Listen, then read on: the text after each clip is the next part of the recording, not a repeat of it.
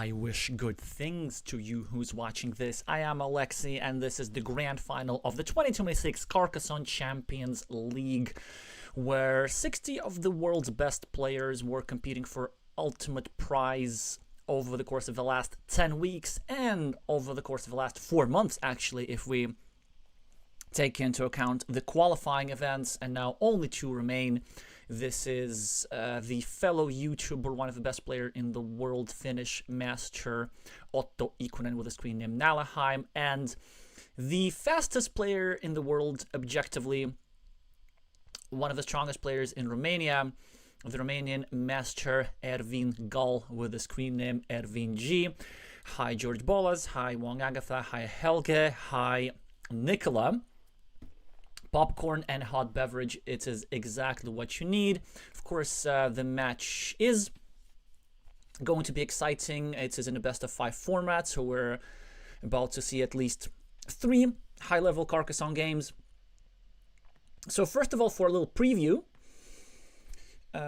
just want to look at the playoff journey of both of these players. So it was a relatively smooth sailing for Nalaheim, first defeating Marty Party of Czechia, then Crocodile Fundy of the United States, then conceding only 1 single game in the entire playoff series to Glovier, but ultimately defeating Glovier of Portugal in the best of 5, being convincing in the semi-final against the Thai superstar Pakshay, and now they're here. They're going to be quite a massive favorite against Ervin G. I think they were one of the main tournaments, one of the main favorites of the tournaments to begin with. Ervin G, however, has delivered in the playoff massively. First of all, an upset against the Ukrainian superstar Adrier Kirilo Manikov 2-1, then a convincing win against Aki Stack, and then a 3-2 win against yours truly in the quarterfinal. So another result which was quite significant. A confident 3-1 win in the very weird semi-final match, the stream archive of which you can see against Ricardo Araújo against Sport R of Portugal, and now they're here.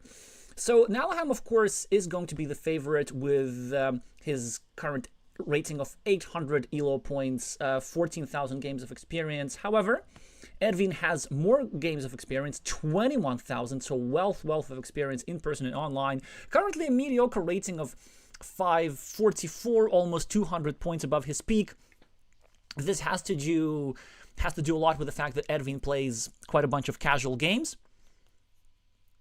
So sometimes a rating slip is to be expected, and I think his main chance today is on the clock, because a lot of Ervin's wins in the playoffs had to do with his extremely fast playing style, who puts a lot of pressure on his opponents. I personally found his time management quite enchanting, and I think it affected the semi-finalist Ricardo Araújo in a similar way. So if he managed to throw Otto out of his Carcassonne, I think this could be his main chance for the ultimate prize, the victory in the Carcassonne Champions League.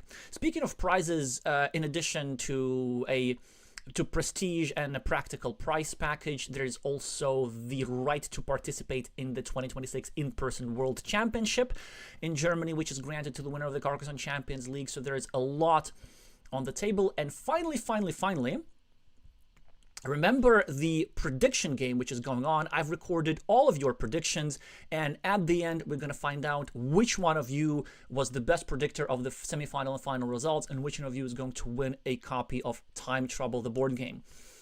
So it says 1900 UTC. We should be starting right now.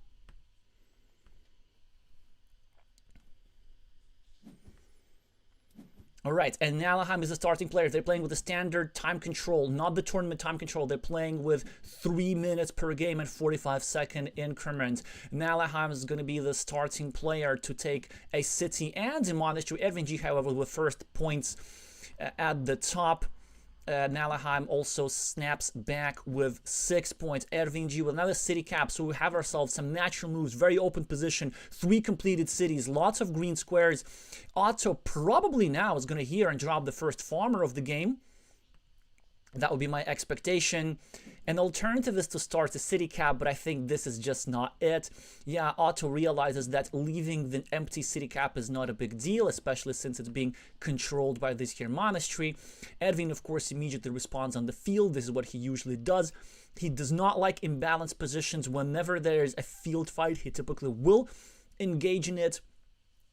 Otto probably should clap back, either here or here with another farmer. I think top left is a little bit better because this would have the added benefit of creating an inconvenience of this here city. And Ervin does not get a city cap. He gets, however, a tile which allows him to start yet another little field for 3 points, hoping to join the main field in the future. 2-2 for farmers. Ervin with a curve, and he's going to drop yet another farmer. Now 3 red farmers against 2 green farmers. Otto with the city tile. Sure, he's going to attack the city over here. The only matter of debate is whether to meeple this. The traditional approach is indeed to meeple this. That's the most low variance approach. Otto, with a difficult to use tile, might go over here and start a new city, but this could cost him a meeple as this is a relatively vulnerable position. We can see this dagger tile which had already gone out. Yes, and I'm not surprised by this move. Otto is actually trying to block this invasion square so that this red farmer cannot penetrate the main field. The red farmer, of course, can still go over here quite easily, but this will result in adding an extra points to the green monastery.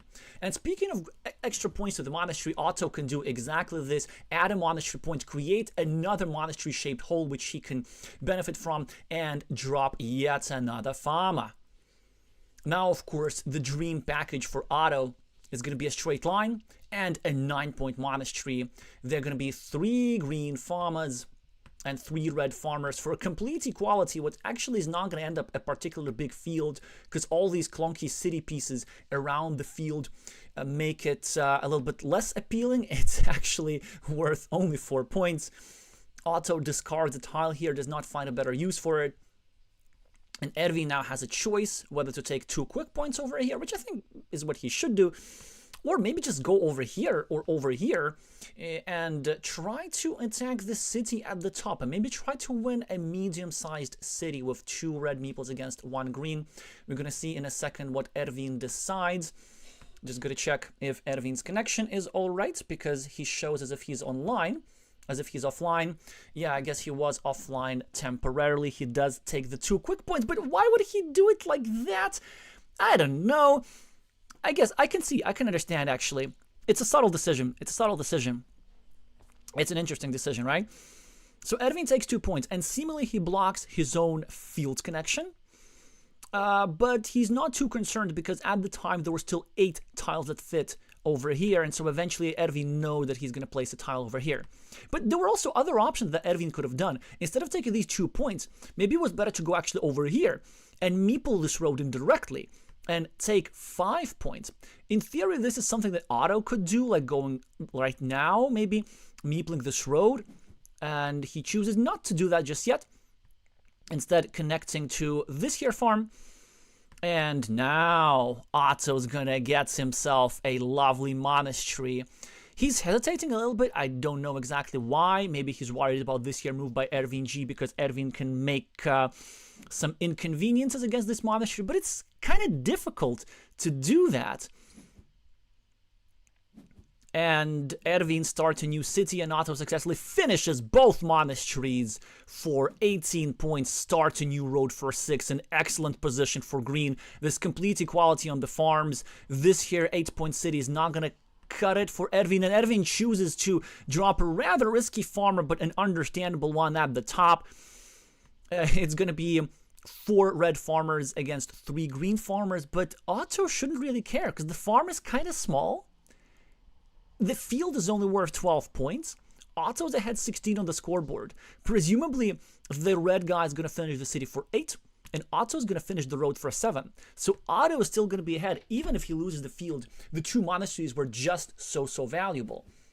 So I think Ervin's main chance strategically is, first of all, well, just finish the city and don't get your meeple blocked. But second, try after connecting this So after connecting his farmer, he can try and maybe create some green squares, like if he gets a curve, and then drop city caps into the farm and try to develop the farm into something more valuable than a mere 12 points. So Ervin completes the first part of the plan, successfully infiltrating the farm. Again, there are 4 red farmers against 3 green, so a majority for red.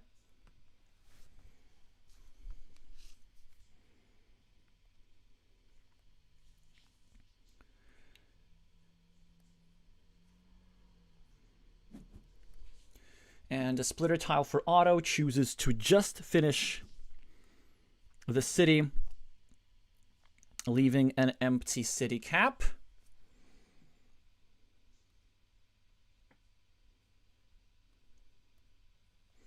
All right, monastery for Otto, who is 22 points ahead after Ervin just continues his city, getting it out of trouble. So a natural move for Otto is to go here for this 5-point monastery. This is probably what I like best. But instead he chooses to go for another farm, which also makes a lot of sense. It also restricts this here city. He now gets himself some value on the left. And this actually is already a 9-point field on the left, or soon is going to become a 9-point field. Once a tile is placed here or here, it could become a 12-point field after Ervin finishes the big city, medium-sized city rather. I do not think Otto wants this to happen. I think what he's going to do is going to sacrifice his last meeple, and he's just going to go over here and try to invade his city. I would be surprised if he does something else, just because the threat of red completing a city for 14 points and dropping a farmer here, invading this 12-point field on the left is a bit unpleasant. I think it's one of those situations we just gotta bite the bullet and try to connect to the city and hope to either draw one of the 4 remaining triangle city tiles or one of the 4 remaining crossroads to finish the road and get a meeple back.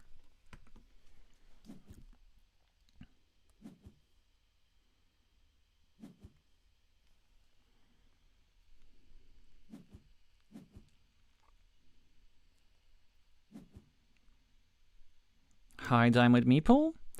Hi, Joseph. Hi, Sergey. Hi, Dutchnik.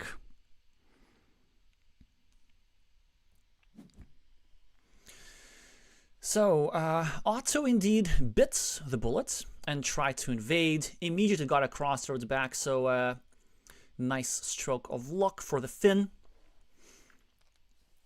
Yeah, playing good and getting good tiles is certainly almost an unstoppable combination in this game. So what can Otto do? Maybe just dropping the city cap over here indirectly in his field could be a way to do things. The main thing that he wants to avoid is just Ervin getting some rogue dagger tile going over here with a 3rd meeple, which is still technically possible. Like, there's one dagger tile that exists like this, and Ervin can go like this with a meeple, then get a triple city tile and finish this here city for 18 points, I believe, or even more, even 20 points, depending on the shield situation. Yeah, and Otto tries to prevent exactly that. Very wise. It's also possible for Otto to do a bunch of things. For example, he can just get a triangle tile, still 3 of those remaining, to complete the shared city, to get some meeples back, to get the shared points. He can just get a quadruple city, for example, to block everything over here and to, again, share the 1 point of green with the 6 points of red. Not that these points matter too much. Ervin G finally connects to the field. So yes, I was saying that there were 4 red farmers and 3 green farmers. Only now it has become technically true. It was, of course, already inevitable.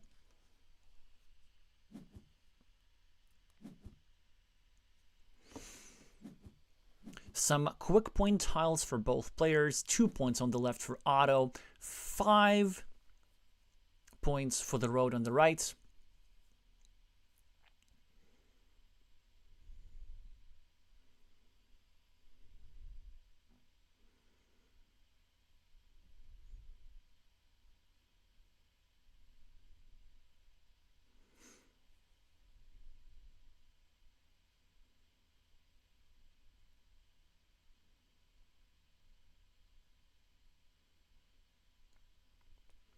Otto's still 30 points ahead. And he just drops a city cap in his field. Ervin now with a fantastic tile that gives him 7 points. 4 for the city and 3 for the farm. Hi, Telecliché. Thank you so much for the kind words.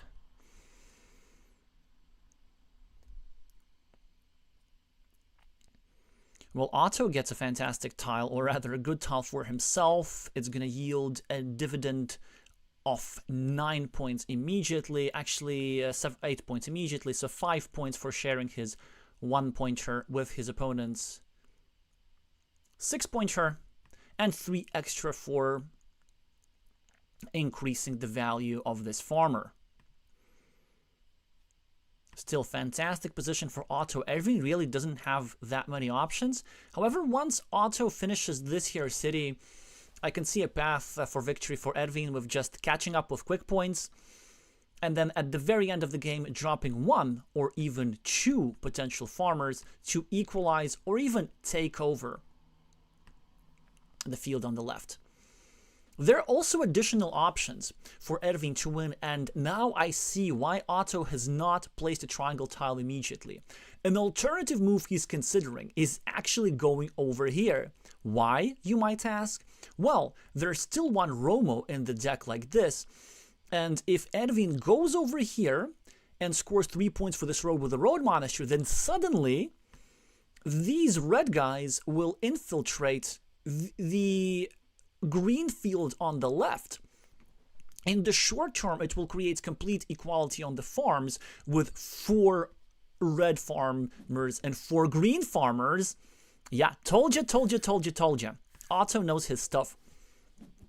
So this is very instructive. Instead of going over here for immediate 8 points, he's not thinking about points. He's thinking about how to increase his winning chances. And since he's 26 points ahead on the scoreboard, actually completing the city and sharing the points does not matter that much. It only matters to prevent the threat of getting this road monastery and creating a huge field and blowing the game wide open. So very, very instructive moment. And Otto could even double down and triple down and just go over here and block this square for good. Yeah, this is one way of doing things. It does, however, result in yielding points to Ervin in the short term, who will be more than happy to catch up on the scoreboard with some 4 points, minus 22 for Ervin. 5 extra points for here, that's minus 17. Otto has a 9-point field and Ervin has a 15-point field. So the 6 extra, still Ervin down 9 points on a dryish board. The position looks quite grim. Otto still could, in theory, like go here with a Dorito tile or even a triple city to increase his lead even further, and Ervin's gonna need something quite similar to a miracle. This something could look like, I don't know, drawing all the remaining city caps, but the problem is that there are actually not that many remaining. I can see 2 daggers, and is that it? I think that the only type of city cap that has been remaining in the deck is just 2 daggers. Hi, JD Solaro. Also, I see that, fortunately, there are many, many viewers. I wonder if this is the day when we set the record, so make sure to share this link with your friends, and of course, meeple the like button for the algorithm. It is quite important to get more people in competitive Carcassonne. Now, Ervin's also experiencing some connection issues. It's Ervin, it is not me. Still has 1 minute and 40 seconds on his clock. Does not know exactly where to place this monastery. If he had more meeples, of course, he would have loved to go over here for 8 points. Not a good investment for his last meeple with this many tiles remaining. Hi, Zetson. What could Ervin do? Something like this makes some sense. It is a move with some value, and the idea behind this move is to set up a fields connection for the future. So let's say Ervin gets a meeple back in the future, or it doesn't matter. Ervin just keeps drawing city caps and crossroads and scoring quick points. And then on the penultimate move, Ervin goes over here with a road tile like this, for example, drops a farmer and then gets a road monastery and connects into the field of Otto, like all the way around through here. And this move is a way to prepare that, to make sure that this connection cannot get blocked. Again, both players exchanged some structural changing moves at the top. The main idea, of course, is that red is trying to expand the field and green is trying to shrink it, because green is trying to make it so that red has no chances to develop the field into something better. And it's a fantastic tile for green, because he gets 5 points with it by equalizing his 1-pointer with his opponent's 6-pointer, and he doesn't even have to finish the city, which means that neither side is getting a meeple back. And Ervin's going to have one, Nalham's going to have one, but the crucial part here is that Ervin has only one meeple with 17 points down on the scoreboard, which means he's 11 points down overall. And there's just not that much you can do with one meeple. I guess the best that you can do is go somewhere here and drop a farmer and equalize the green guy, but the green guy is only worth 9 points. So even if you spend your last meeple, it's still going to be down -2, and green will be able to use his last meeple, I don't know, for example, to go here and score 7 points for the road. At the moment, he decides, rightfully so, that it is a tad too early. Yeah, so tough situation for Ervin, but he just needs to keep drawing good tiles, but he gets tiles which are good in the abstracts, like with all these shields, but there's just no way to use shields on this board. Really, the only tile that Ervin needs are just the 2 remaining daggers, and even the 2 remaining daggers, right? Okay, so he goes with one over here, and here with the second one, and constructs a 4-point city, which is going to yield him 7 points, 4 for the field, 3 for the farmer, and it's still not going to be enough. I guess if he could still get that city quite quickly, and then he could infiltrate the main field for 9 points, he would be 5 points ahead, and then maybe somehow Otto just cannot claim 5 points on his last tile. It is, however, quite unlikely, because Otto could just go here and, like, claim the 6-point row straight up. It would not be particularly wise, but he could do that.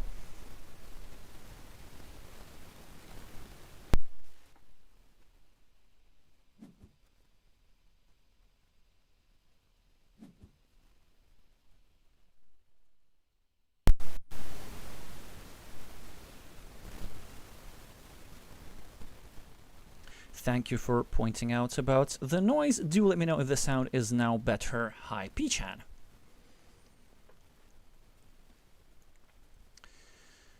Alright, Ervin, I guess, was trying to set up a quick point move. It was quite wise. So his idea was, of course, to try and make sure that there would be a 4-point road available, which Otto now can take. But he will think about it for a second, because you see, another thing that Ervin could do, in addition to just grabbing a crossroads and finishing the road, he could maybe think about going over here and invading the city. But Otto, with his calculation abilities, will know quite quickly that we're out of road Dorito tiles. All of 5 road Dorito tiles are on the board, so there's no way to go here with a city cap and to place a meeple over here, and then to get a road Dorito and win a 18-point city with 2 versus 1 majority, just because.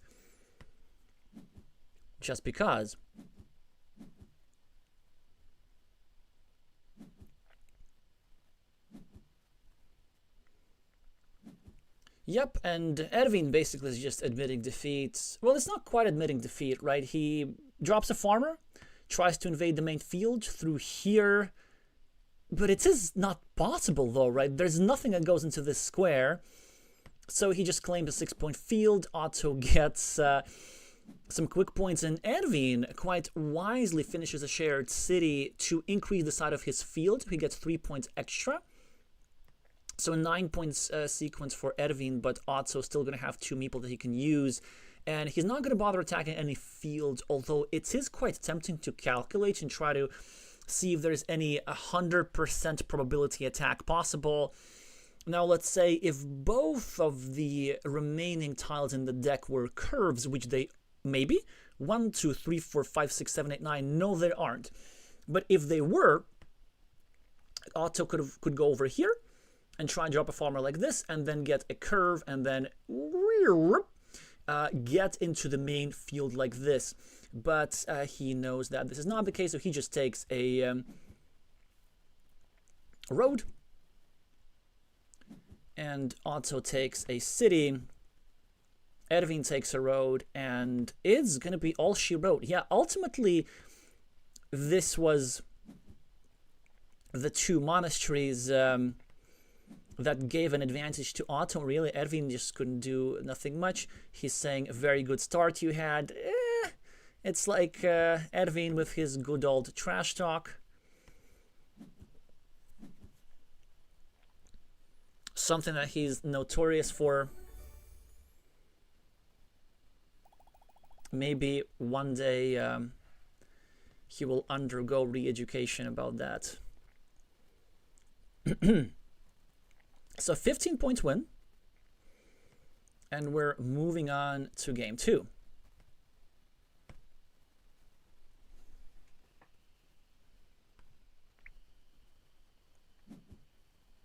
Have fun is saying Ervin, putting a full stop after the message. And this time Ervin is the starting player, takes 4 points immediately. Otto starts a new city. Ervin claims a road, taking advantage of the empty road and all natural moves. Otto is now probably going to start a new city somewhere else. In this situation, you never really finish a city over here. You want to build efficiently, abiding by the principle of 2 cities. And Ervin now wisely does not go over here, but continues his road in a way which decreases the quality of 2 of Nalheim squares at the same time. It creates a platform for attacking this little guy and this little guy. Ervin scores 2 extra points for this here area. Otto is now probably going to start a new road, or maybe continue his existing road. The former seems to be, I guess, safer, but it is quite annoying to have both of your meeples invested on roads. Maybe since Otto has 3 meeples remaining for other stuff, he will go for it, but I know that generally he does not like to be in this situation. But the reason why he eventually bit his tongue and did that is because if you go over here with a straight line, then this square becomes a potential blocking square for this here green city meeple. And so Otto will be waiting for curvy tiles at the top to complete loops, or for something like this to happen. Now Otto literally just has no problems.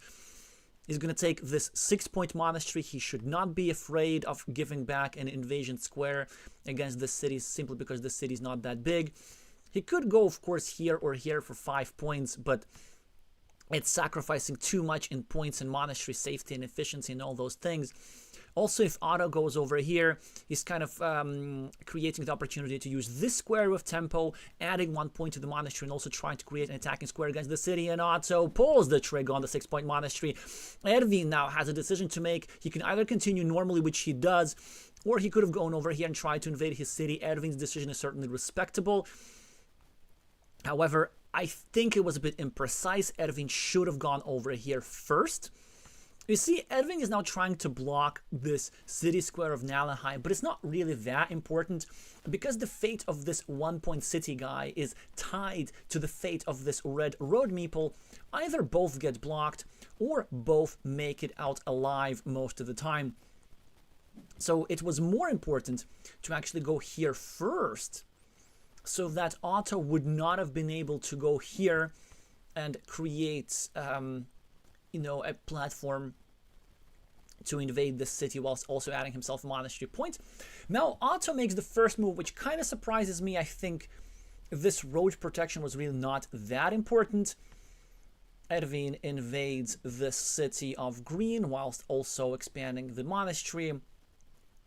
Otto pre-built his city here, 4 tiles remaining to fill it. The city is going to be 6 or 8 points. Otto finally gets some points on the scoreboard and finishes a road on the left. Efficient building for now. Ervin starts a new road with a straight line. A roughly equal game. Ervin has the advantage on the scoreboard and has some city threats here. Otto has the monastery, that's very nice for him. I think I ever so slightly prefer green in this situation, but then again, it depends a lot on what's going to happen to this square. Otto probably going to just go here, maybe try to create an inconvenience for this red guy. And Ervin's going to get a monastery of his own. So what is Otto going to do about it? Option 1, we just go here, we finish the shared cities, and we bring a monastery closer to completion. Option 2, we go here and try to create the threat of getting a straight line or a curve and permanently blocking the monastery of red. I probably prefer the latter option. And option 3, we go over here and try to create a blocking threat or an invasion threat against this here guy. Otto chooses the most peaceful of the approaches, giving back meeples to both parties. Ervin now has a chance to get a meeple back or to just score 2 points. At this stage, there's really not a great reason to keep your meeple on the road here, because it's kind of vulnerable a little bit. And if you want to have a road open, you can always do it later. Like, you can just go here, and then later, if you need, get another straight line and invest another meeple on the road. He knows that pretty well. And Otto now has a city tile, which you're probably going to use over here. It's quite reasonable to start a new city and then trying to poke at this square a little bit. It could sometimes lead to his meeple being inconvenienced, but it's whatever.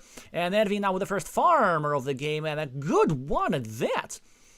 That's like quite a decent farmer, because this here city cap, this here city, this here city, this here city cap will result in the development of this farm for sure. Especially if Ervin maybe gets a city cap for this here area quite soon, then maybe he can get a monastery for this area and just do a lot of efficient building. He is ahead 7 points. Hi Natpira. Hi Mike Young. Oh, first time watching, so even more great to see you. Hi Helga.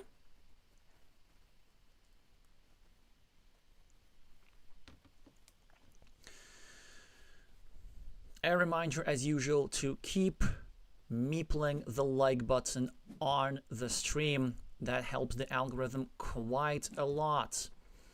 So both players exchange quick points. Ervin still 5 points ahead, trying to block Otto's monastery, and he's likely to be successful as Otto does not get a road tile, but he gets a city tile to take advantage of the empty city cap. Ervin prevents this city from being completed too easy, and Otto now gets a Dorito tile. Looks like a good moment to just start getting some value at the top. He can start a new city, take advantage of Ervin's temporary meeple disadvantage. Ervin will struggle to find tiles and opportunities to invade that city, so Otto, given the fact that there's still 5 triangle tiles in the deck, could eventually complete the city for 8, 12, or even 14 points. For 10, 12, or even 14 points, yes. But he is not done it just yet. He wants to take advantage of the time control to the fullest, milking every second out of the 45-second increment. Hi Misha, hi Xtour. Great to see you all joining, the more the merrier.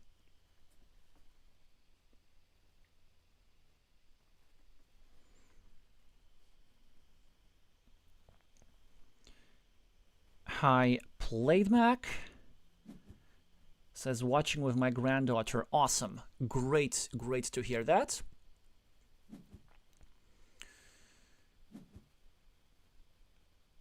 So, Otto does start a new city, and Ervin starts a new city as well in an extravagant way. And he basically is trying to get himself a triple city, and then a Dorito tile, and perhaps take over all this area for 18 points or more.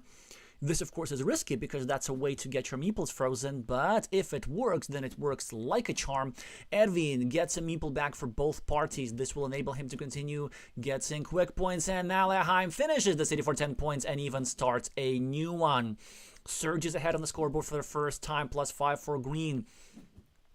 Curvy tile for Ervin. Tries to create an inconvenience for Otto's city, which puts him now in a dilemma.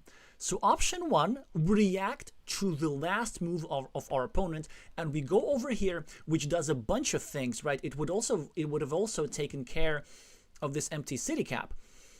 But Otto figured that the threat of red going over here and then over here with a bunch of big tiles and taking over all the city is just too severe. So he sacrifices the safety of this meeple just to avert the greater threat. And it's not just averts this threat, it's actually exceptionally annoying for this monastery meeple, because from what I see, all of the 5 triangle tiles that could fit into the square have gone out, and now 3 out of 4 triple city tiles that could go over here also have gone out, and both splitters have gone out. So just like that, this square is nearly blocked. There is only 1 tile in the entire deck that fits there, and this is last here, triple city tile with a field affectionately known as the cow tile. So yeah, Ervin is suddenly in just dire straits. Otto can easily go here perhaps and give his city meeple some more chances to develop the city into something tangible. He chooses instead to create more inconveniences for this here red meeple, basically guaranteeing that this red meeple never sees the light of day. Ervin is going to be struggling here at the expense of Nalheim's own meeple. He could have, of course, gone here and continued it, but now Ervin took 4 points, created an inconvenience for this here guy. There's still a couple of tiles that fit into this square, though, but as Otto finishes a 6-point city off his own and a 9-point field, 9-point road from Ervin,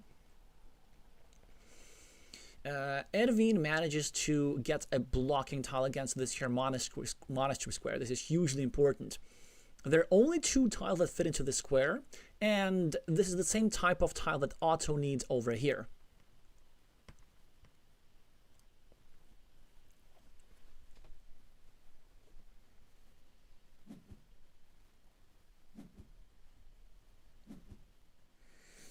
Alright, so Road Monastery for Otto takes 6 points.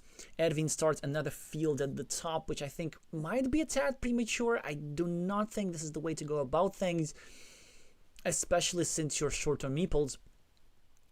But again, it's quite difficult to recommend something for red in this situation. Otto now has 2 choices. Option 1, we make the natural 4-point move. We go here for a 3-point road, add 1 extra monastery point. Option 2, we try to play things a bit low variance and we go over here and we start a new city, which actually I like quite a lot. And most importantly, we clean off the city cap. We do not allow Ervin to develop this field easily, and Otto does exactly that. And look how important this decision was, because Ervin would have gone over here, would have taken 4 quick points and expanded his field. Now it is no longer possible. Ervin can only take 3 points over here, which are effectively 2 points because he's helping Otto's monastery, and Otto's now is going to be able to complete his monastery. But how exactly? He has 2 possible setups. Option 1 is going over here and hoping for a road tile. But option 2, which is the option that I prefer in this instance, is going over here and setting up another monastery. There's still 3 monastery tiles in the deck, making it a rather powerful setup. Then we can go over here and immediately meeple a new monastery upon completing the previous one. We have 2 city meeples at the top, which could be retrieved in the future. I think that will be a rather powerful setup. If we go over here, I think we do get to meeple back a little bit faster, but there are not that many road tiles in any case. So I can certainly understand Otto's idea here. I also do prefer it. It's something that looks counterintuitive to many players because there are only 3 good tiles that fit into the square. There were also a couple of decent tiles, such as this here vanilla city cap, but it is the last tile of its kind, so no more vanilla city caps after it has been drawn by Ervin. But because the impact of the tile is so good, since Otto gets to meeple another monastery, it is absolutely worth sacrificing a bit of the monastery completion's probability for the sake of this setup. Otto now, of course, is trying to block. No, he's not. Otto's really going low variance on this one. Isn't this interesting? So Otto places his last meeple just not to allow Ervin to draw some miraculous sequence of triple cities and city caps and finish the city over here. So Otto is playing this very cautiously, but because he temporarily finds himself meepleless, this allows Ervin to do stuff like this, leave city caps in his field and maybe even trying to block this monastery square.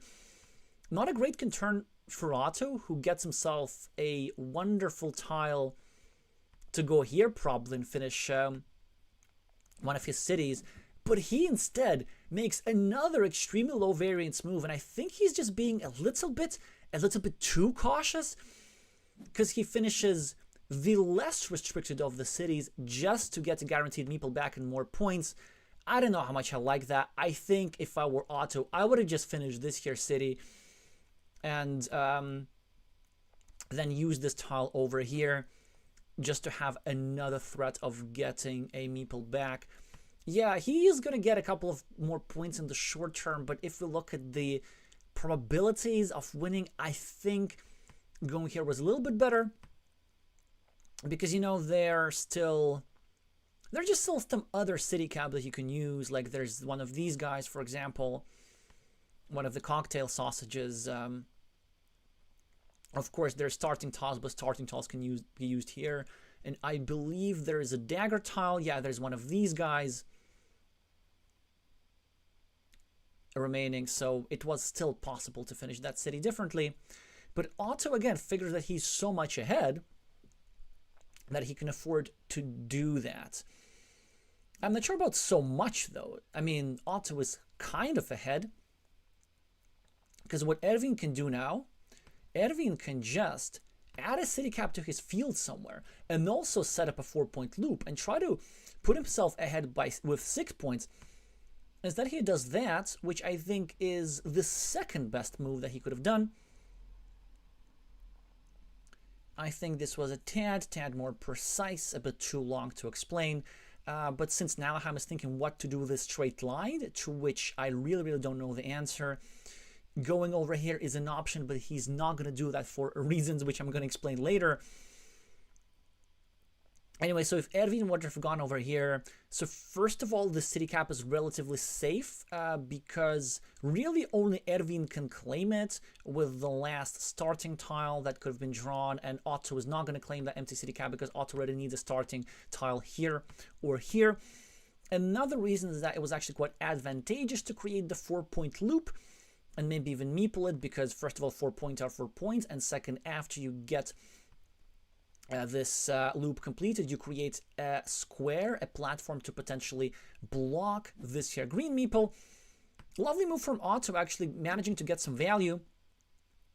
And Ervin's move also turned out to be justifiable, as he gets 4 more points. Now +5 for Ervin on the scoreboard. This is going to come down just to the wire. Otto probably gonna go over here and try to restrict this city cap, or maybe do so in this here way. This move appears to be a tad more precise. If I'm not mistaken, there's actually only one more remaining city cap in the entire deck, and that is the starting tile that Otto needs in this here area or in this here area. So by that logic, it makes sense for Otto to go over here, so that if Ervin draws the starting tile, he will not be able to take advantage of it for 4 points in this here area. Of course, it needs to be noted that after this here move, the meeple of Otto was restricted to a road monastery, of which there's only 1 remaining. Ervin is now really catching up on points. He's developing his field. His farmer at the top is worth 12. His farmer at the bottom is worth 6. As a result of these here 2 cities, and if a triple city is drawn, it could be worth even more.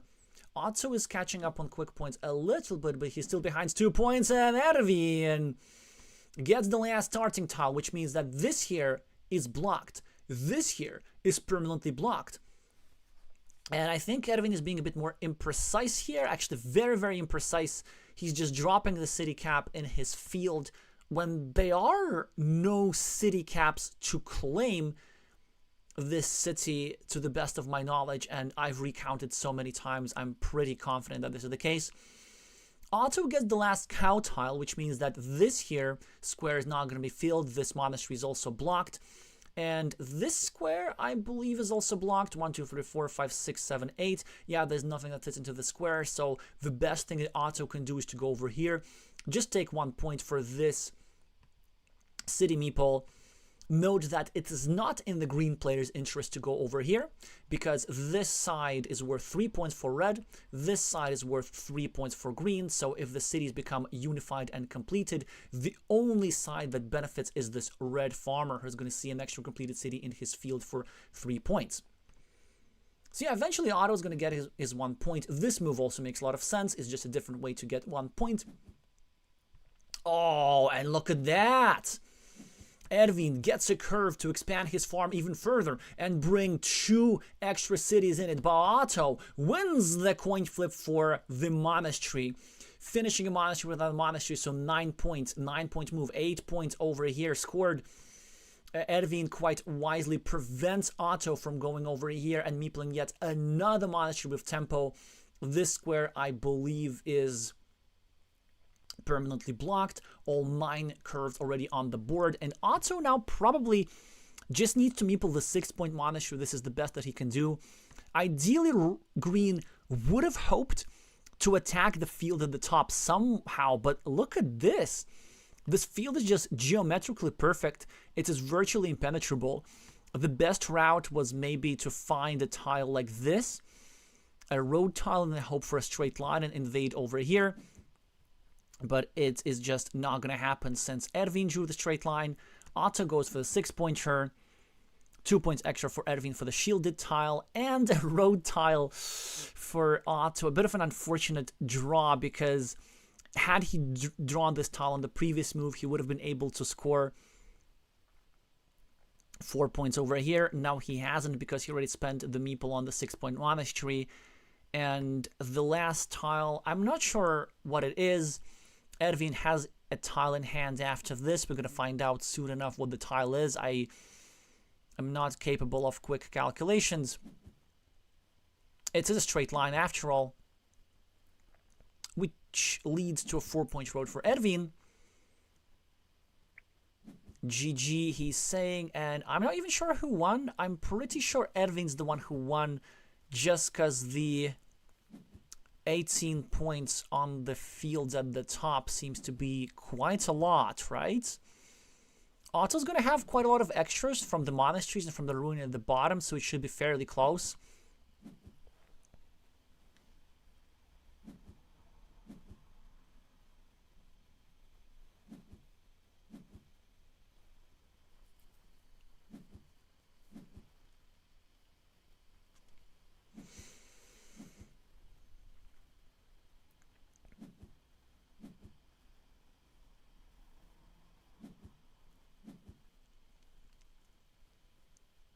All right, so let's see what the score is. 3 points, just a 3 points win for Ervin G. Yeah, so that's why the draw was a little bit unfortunate for Otto, because let's say had he drawn something like this on his penultimate tile, he could have gone over here and dropped a farmer and maybe tried to connect over here with either the last remaining straight line or this here tile, or had Otto just drawn the same tiles but in reverse order, had he drawn this, he could have scored quick points here, and then on his last meeple used it to claim the monastery. This would have yielded a win by 1 point. Also, if on his last tile he would have drawn this, he would have gotten 2 points extra, and there's a world where Ervin gets the road here and then the crossroads here in that order, and then Ervin loses by 2 points. So there were still some possible runouts for Otto to win. I think after this here field expansion, Ervin was, however, the favorite. Yeah, so Sneaky Farmer ended up developing geometrically so much, and Otto somehow overlooked it. Well, anyway, Ervin won, Otto won, and it is a time for game 3. I'm going to open game 3 in just a second. I think we don't have a score on the screen. We're going to take care of this very shortly. I'm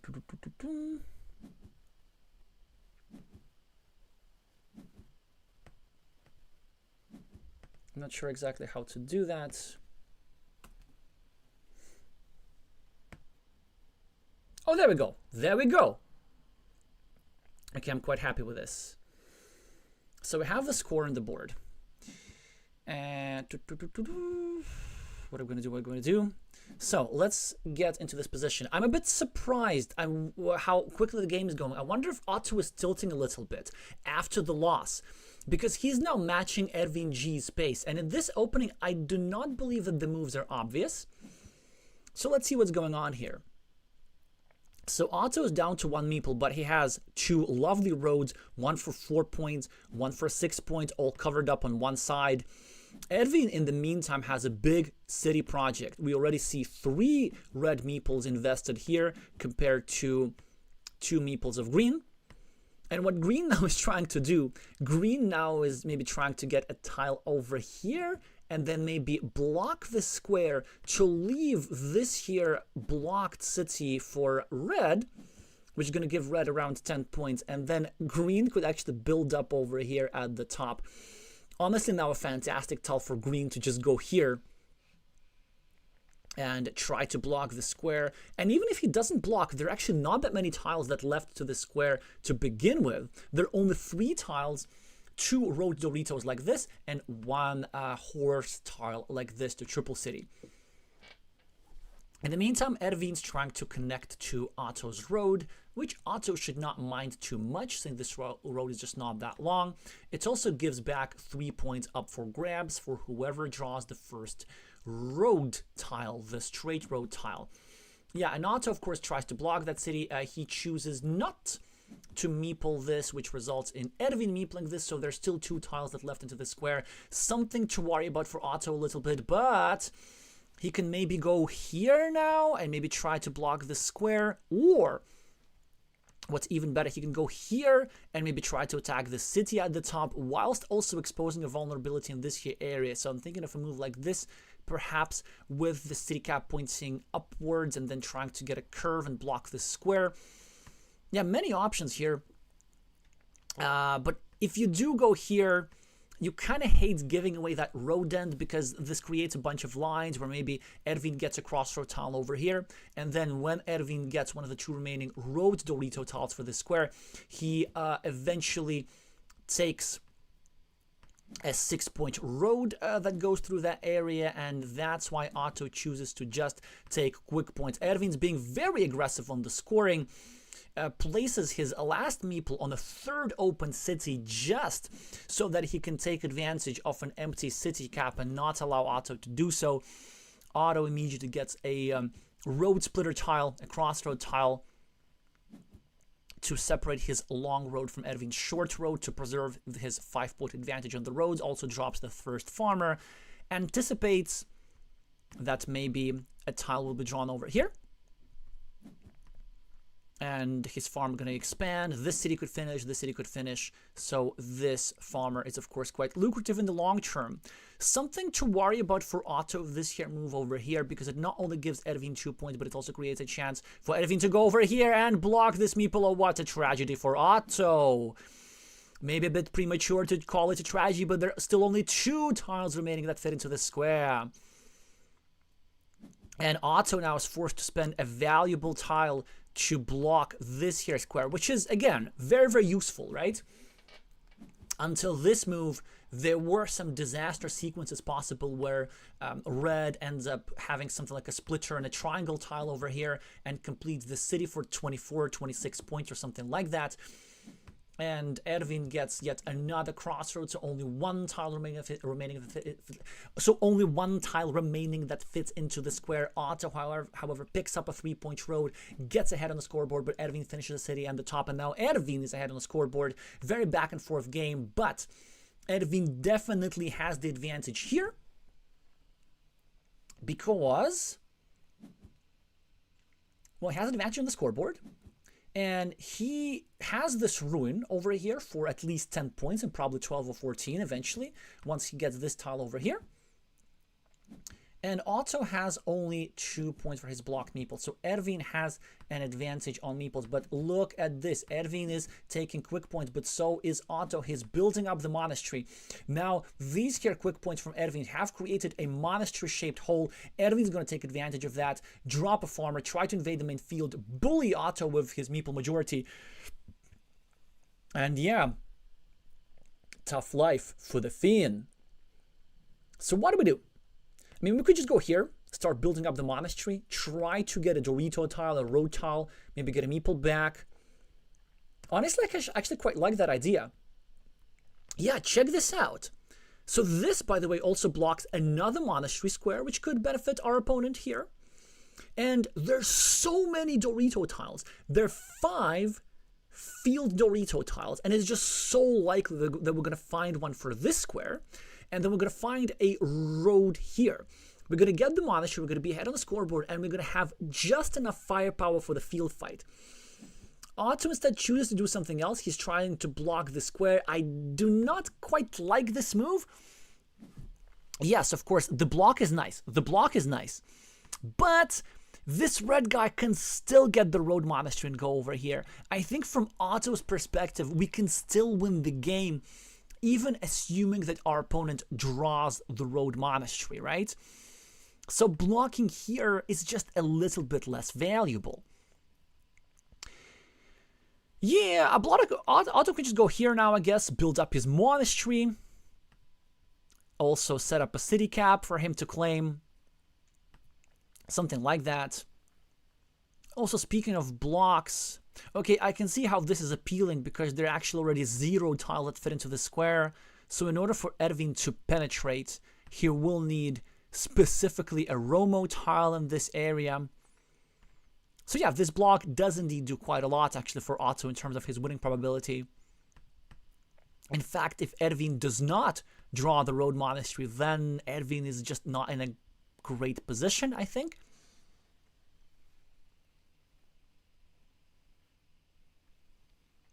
Whoa, I think we might have achieved an all-time viewers record at the same time, for which I'm super grateful. But we can still top that if you just keep meepling the like button for the algorithm and bringing more people into competitive Carcassonne. Alright, so Otto takes 4 points, and Ervin gets the monastery tile. So now Ervin is the favorite to win this game again, and he even gets 8 points, and he's probably gonna get his meeple back. Ervin also drops a second farmer, tries to penetrate over here.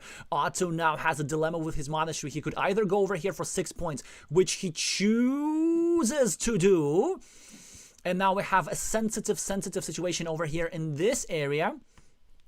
So basically what Otto needs to draw a tile that fits into the square before Ervin gets a tile like this himself. The most likely outcome, though, is that green will complete his monasteries, but red will also connect to the field. The reason for that is because, again, there are 5 field triangle tiles available, and if Otto gets one, then Ervin can get another one that fits over here, and vice versa.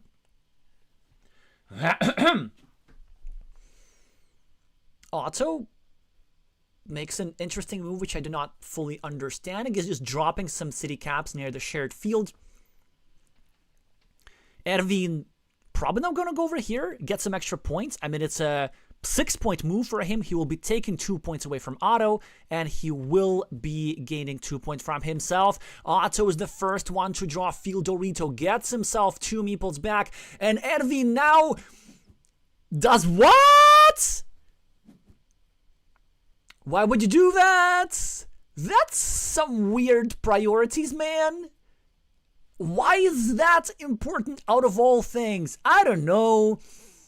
I would have definitely thought about going over here, right? Because if we don't connect this guy to the farm, then Otto can get a curve and he can block this connection and this meeple will be useless. Whereas this here square was not threatened at all. I don't know. I don't like this. And also, like, it gives an additional platform for Otto to just go over here and farm right now if he so chooses. There's still 2 straight lines if he wants to connect. Instead, Otto chooses to break this here city. I don't know. And now Ervin is forced to do this? Oh, come on! Ervin commits a self-block. There's 0 tiles that fit into this square. 1, 2, 3, 4, 5. 5 vanilla city cap tiles all on the board. There were still 4 Dorito tiles that fit there, which Ervin could have drawn, but he just self-blocks without counting? This is bad. This is bad. This is just not a Champions League final worthy play, unfortunately. And this is why sometimes it is not a good thing to be the fastest player in the world. Especially in a time format where you have increment. And Otto is going to use his increment to the fullest. He's now going to think about just how do I get the maximum value out of this guy. Well, how indeed? Option 1, he could just go here or here for quick points, but I like this option instead. He drops a farmer, tries to connect here or here. Ervin really does not have many ways to prevent this. I guess Ervin can now go over here, which will work wonders because this here square will be blocked. But then Otto still has an opportunity to penetrate in this here area. Or, you know, the other way around. The other way around. So Otto now has the majority on this here 12-point field.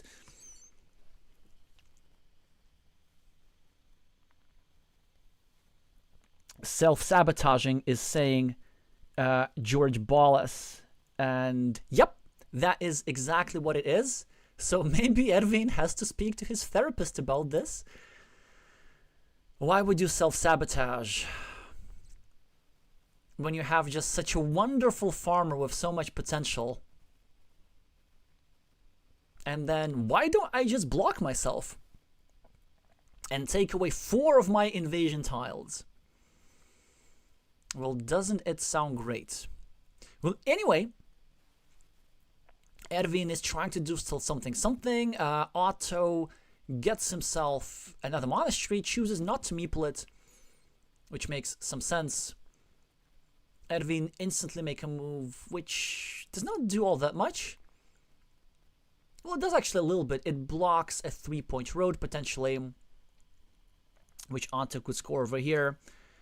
So let's see, how could Ervin still win this? I was thinking that Ervin could maybe get some tiles to fit into the square, but Otto had calculated that there is absolutely nothing that fits here. Nothing zilch. I mean, normally there are 11 tiles of this shape, but all 11 of them are on the board. Recounting is an exercise I will leave to the viewer. Fine, let me just circle all of them. 1, 2, 3, 5, 6, 7, 8, and then this, and this, and this. Okay, so 11 tile, which would have fit over here, but none are suitable anymore. So Otto will be probably taking this one down. I guess Ervin could get some points from this here city guy. Ervin could maybe equalize the field. And you know what? If Ervin equalizes the field somehow, then he's going to have probably a win for himself, because I kind of forgot about this ruin. I mean, I told you that it exists, but I forgot that it is worth 14 points. Whereas this field here is only worth 12 points. And Ervin is now trying to finish this here city, which Otto is probably going to prevent. But all this means is that Otto is the one doing the blocking stuff, and Ervin is the one just getting himself a couple of extra points. So Otto could probably go over here to try to prevent the city from being completed, but this will allow Ervin to maybe get a Dorito tile and just get extra city points. And then suddenly, Ervin's going to have like 6 points in this area, 14 points in this area, and that's already 20 points for cities. Otto can match the 20 points and then some. This 8-point monastery, combined with a 12-point field, will put him still ahead, but Ervin has still options to add extra and extra points to this here city potentially. The road of Otto is capped. Ervin now gets 2 extra points for the road, and then he could either find a way to invade the field, or maybe he could just win his way back with quick points. I think now Otto needs to realize that it's scoring time, and so maybe we just go here and take the ruin. If we go here, we're going to have a 6-pointer over here. Ervin could still, in theory, 1, 2, 3, 4, 5, 6, 7, 8, 9. No, he couldn't. I was trying to figure out if there's still a curved tile left for this road. I don't really think there is. Hi, Nepamai. How they are named.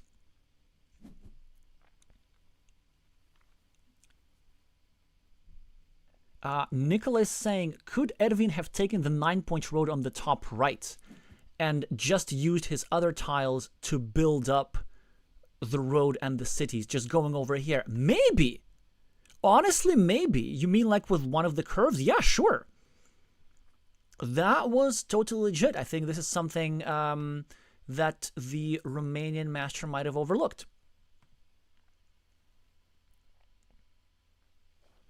Also, yeah, there was also an opportunity of taking this here guy and kind of eventually circling down over here. So that's what Otto was trying to prevent. And not really much that Otto can do now, I believe. Yeah, trying to block this road at the top. Ervin gets himself a 4-point ruin, and Otto's gonna get himself another completed city on the field. So you see what this move was. This move was the blockage of a 6-point road. So had Ervin gotten this here starting tile, he could have in theory gone over here for a 6-point road, and Otto was trying to be precise and prevent just that.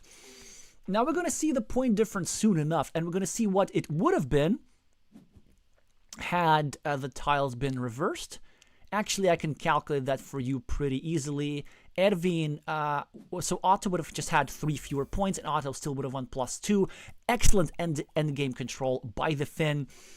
Ervin, unfortunately, just shooting himself in the foot with the lack of this here farmer invasion. He could have just had himself loads of extra points, but nope, not going to happen. So massive blunder. And like, for those of you who are new to competitive Carcassonne, who are new to Carcassonne as a spectator sport at this level, like, I can't begin to describe how huge of a blunder that is, especially when you have nearly your full time bank. So if Ervin ends up losing this duel, then this is going to be the one moment that will keep him awake at night. We are moving, however, to the next game, which could be the last game of this series, as Otto is up 2-1. Reminder, this is the best of 3. Ervin, however, is the starting player again, which is the statistically more favored position, and both players have already exchanged quick points for city caps, and Ervin draws the first shielded tile of the game to start a new construction at the top right. Curve for Nalaheim is going to start a loop, very standard move so far, chooses to do it in such a way that would restrict this here city. Ervin tries to start a 6-point city, but Nalaheim with the first monastery of the game. Ervin now tries to prevent that monastery from developing, but honestly, this move by Red is, again, exceptionally bad. It is such common like theory knowledge at this level of Carcassonne that you always meeple the city over here, because if you place a red meeple over here, it kind of freezes the green meeple of the monastery and the green meeple here, And again, just like Ervin seems to not realize how important it is to meeple the square. And Otto can just build up with impunity. I don't know what poor Ervin is doing. Maybe dealing with some real-life distractions, but we already see two massive blunders from Ervin. And again, I just want to double-check real quick if Board Game Arena is showing everything right, but apparently it is. Okay, well, that's nice for Ervin, of course, to finish the city and drop a farmer and everything and be ahead on the scoreboard. But make no mistake, this position is still really good for green. 2 monasteries waiting to be completed. This city is just developing so hard. Otto is just going to naturally continue his city on the left. This move... Okay. I do not understand these moves in the slightest. Again... this is something that makes sense because Otto is just trying to exert pressure over here. I still don't like that move from Otto because going here is just natural. Like, it's just like what you're supposed to do. I think Otto is treating the completion of Red City like some existential threat, but it isn't an existential threat. This city is not such a big deal. Anyway, at least it causes some imprecision from Ervin. This here move from Ervin, I don't know. I would have just taken the monastery in this here area, honestly. It does so much. Like, it's equalizes this monastery, it controls this city cap, it expands this field. An alternative was the same move over here, but with a meeple, because it's nice to control green meeple here with your monastery, but... just a monastery discard from Ervin does not honestly seem right. Otto gets to finish his monastery, start a new one, be ahead on the scoreboard. Ervin, of course, very nicely blocks the square, which will, in most scenarios, allow him a successful completion of this here city. But Otto has already contingency plans, going to untangle himself. Ervin gets himself... Whoa! Okay, now this is interesting. Now we're talking. So Ervin is not in a rush to finish his city, but instead he wants to go for more, and I like it. Now the Romanian master is truly trying to redeem himself because he takes a second rather lucrative field with meeple majority, which is what you're supposed to do, and he covers up this here Otto's piece of the city, and now he has the intention to get not a Dorito, but one of the 2 remaining triple cities, and then one of the 3 remaining roaded triple cities, and finish this here bigger city for 20 points, and even drop a 9-point farmer for good measure. Otto, in the meantime, has already the 20-point advantage on the scoreboard. He will probably go over here now and finish his monastery and be even further in the lead. Going over here for 3 points or here for 3 points seems just a tad imprecise. This move is a little bit dangerous, I thought at first, but actually not particularly dangerous now that I'm thinking about this. Probably 3 points for Otto here or here would be the way to go. If you want to keep things a bit safer, you can also go over here, or you can actually just go here and start breaking your opponent's city. Otto figures that he is simply going to take the scoring route. Alright, and Ervin bails out of his big city project, finishes his medium city, and it's still 14 points, and it's still good. He's down 17, but this here farmer for 12 points covering 4 cities is amazing. A 5th city is waiting to happen. This here farmer for 9 points is pretty good. Otto has a lot of firepower to fight for the field, but if he chooses to engage in a field fight, this is what's going to give Ervin some chances, because farmers can be blocked, and if farmers are blocked, they're not retrieved. So I don't know what Otto should do here. I think maybe trying to win fieldlessly is a way to go. You can just start a 3-point road, and you can hope for a crossroads soon enough. You can maybe get one more monastery or something. Or you can go over here and even drop a little farmer over here, trying to go for a counter field and trying to prevent Ervin from completing the city too easily. Or you could even conceivably drop a farmer over here just because it is difficult to block. Ervin now trying to block Otto's monastery, and Otto, honestly, I think couldn't care less. They're just not that many reasons to have a meeple, but Otto figures, well, if I can have a meeple, why not? He protects his monastery, so makes a move similar to what Ervin did in the last game, with the one difference that there are actually still 2 tiles, still 2 vanilla city caps like this, that would fit into the monastery square. But Ervin, however, finishes the city at the top. 8 points on the scoreboard, 3 extra for the farm. This is a fantastic 15-point farmer. And actually, overall, I believe, if you count in the farms, Ervin is now technically ahead. Still, Otto with a great position, has a meeple to spare, has an opportunity to recover the monastery, an opportunity to recover the road, and still, if he needs it, if he absolutely needs it, he can drop a farmer over here and try to fight for the field at the top. Should he do it right now? Maybe not. Maybe instead I prefer going over here and taking a 6-point field at the top, or doing something like this. Sure, that seems fine. Ervin now is probably going to try and protect his field at the top. If I know Ervin well enough, and I do, I was going to say he's going to make this move but drop a farmer. I'm a bit surprised why he didn't. I mean, he has 3 meeples after all, so it's like, why not do that? The reason I prefer a farmer over here is because if you drop a farmer, then you're threatening to get a vanilla city cap and kind of have 2 little fields, one with 2 cities, one with 6 cities, for a total of 24 points. But then if you don't place a farmer over here, there's a chance how Otto can get a vanilla city cap and then maybe just drop a green farmer here and invade anyway. Or, you know, he can just go over here and clean off the city cap, which is absolutely what he should do. And then he's threatening to get another city cap like this, dropping a farmer over here, and then threatening to penetrate through this route, which, whilst blockable, is not impossible. So let's see what Otto chooses to do here.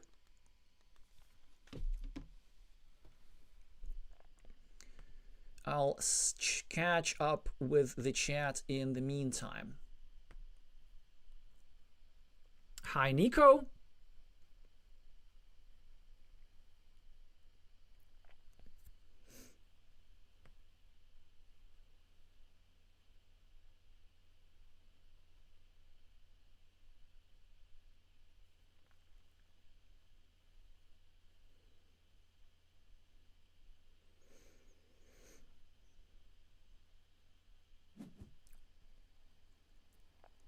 I see. Thank you, Nicola, for pointing out something about the previous game.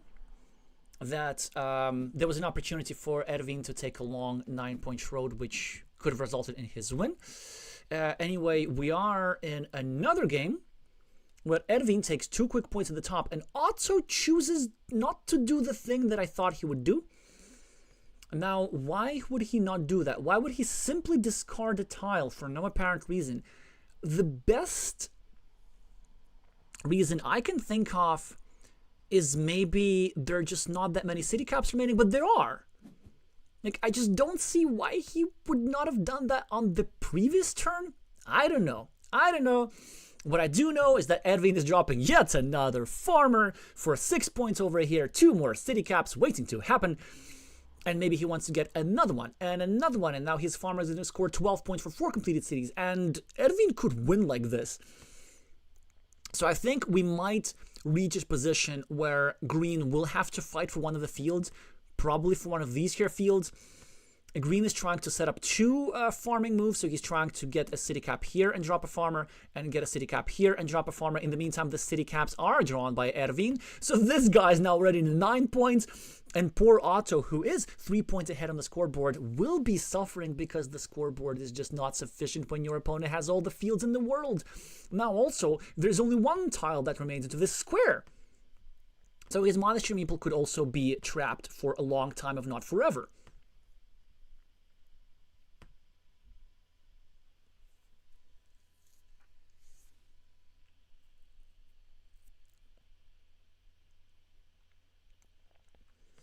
"33 points is saying Agatha. Is that true? Yeah, probably. So 3 cities over here and 3 cities over here, that's 6, and then 5 cities over here, that's 11 times 3. Yes, 33 and counting. They gotta be more. Ervin chooses to meeple a 2-point road, disrupting some of Otto's structures. Now it is a little bit harder to get a meeple back because there are now fewer tiles that fit into this square. Most notably, the quadruple crossroads does not fit here anymore. And just Otto keeps drawing rather useless tiles. But for this one, there are two possible good uses. Option one, we could go over here and simply prevent Ervin from getting two easy quick points at the top, right? So if we don't go here, Ervin could get the vanilla city cap, could go over here in one move, take 4 points, and even develop the field over further. But if Otto goes here, then it becomes a bit harder to do, because now we need 2 tiles to complete that city. Option 2 is something a bit weirder. It is going over here, and the purpose of this is trying to set up a field connection. So let's say once we finish the city with the city cap, then we might get a curve and drop a farmer like this, and then we would have nicely covered this here invasion square, so that a straight line, one of the 5 remaining straight lines, fit into this quite neatly.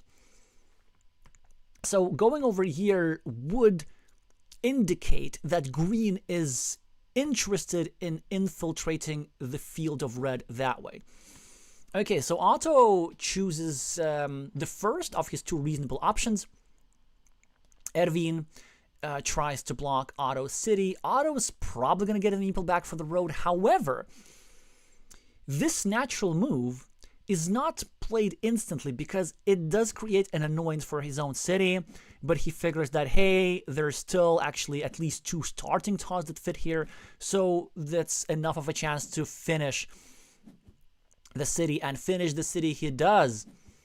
Very important 8 points for Otto, and he's ahead 4 points. The last vanilla city cap tile has been drawn by Ervin, which means that this monastery is not going to be retrieved, but what does it matter if Ervin has 3 meeples anyway? And this monastery is a great tile for Otto. He has 2 main options.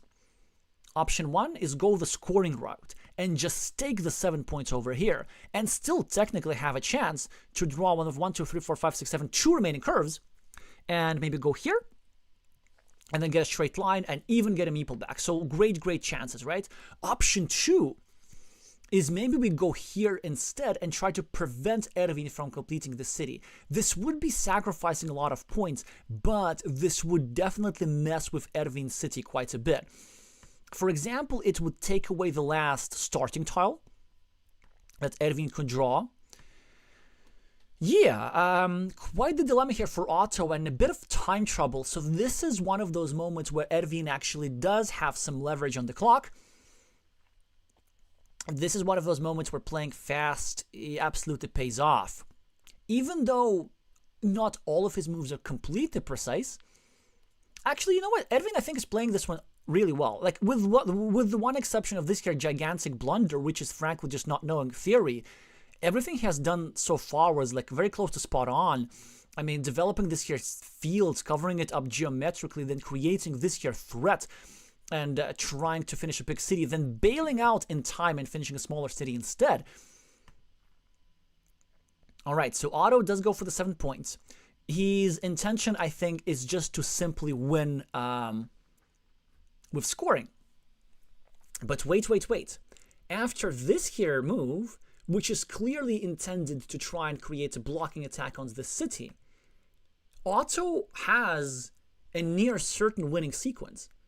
He could, of course, go here for 3 quick points, but this is not what he's interested in. I think what he's interested in is going over here and dropping a farmer like this and using one of the 3 remaining straight lines to connect to this 9-point farmer at the top, whilst also disrupting Ervin's city. He chooses to go for this, and he does not drop a farmer, which interests me. So he believed that he can win fieldless. He would have already invaded. So it makes me wonder a little bit. Otto is probably going to just score 3 points somewhere. Here is the most logical way to do this. And maybe he's going to try and go here, perhaps. I would not go here, Because, you know, if we go for 3 points over here, then Ervin can get a straight line, and this straight line would eliminate this little 3-point field on the left, and this 3-point field on the left is important for field invasion, so Otto chooses to use his farmer at the bottom. Ervin scores 3 points. Will Otto successfully invade? There's still one curve remaining, if I'm not mistaken. If he wants, he can set up another field invasion, or he could just go over here. I'm not sure what I think about this move. Like, honestly, if you... I don't get this. I don't fully get this. Let me try and understand.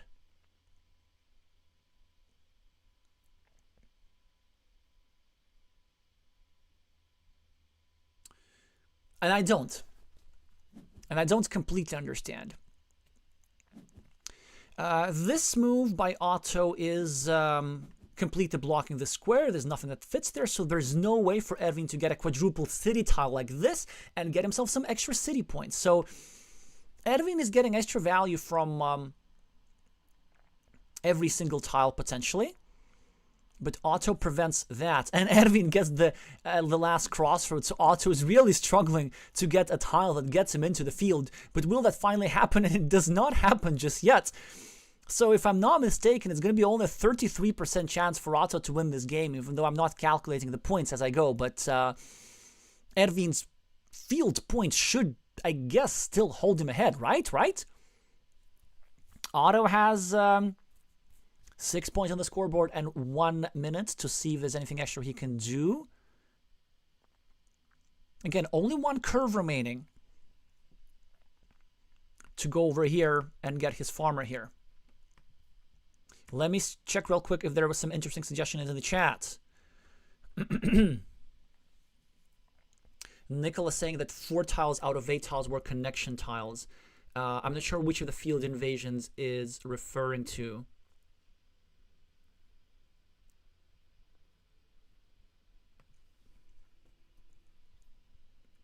Because obviously, I guess it was referring to this one, right? Because, oh! Oh, okay, we're good.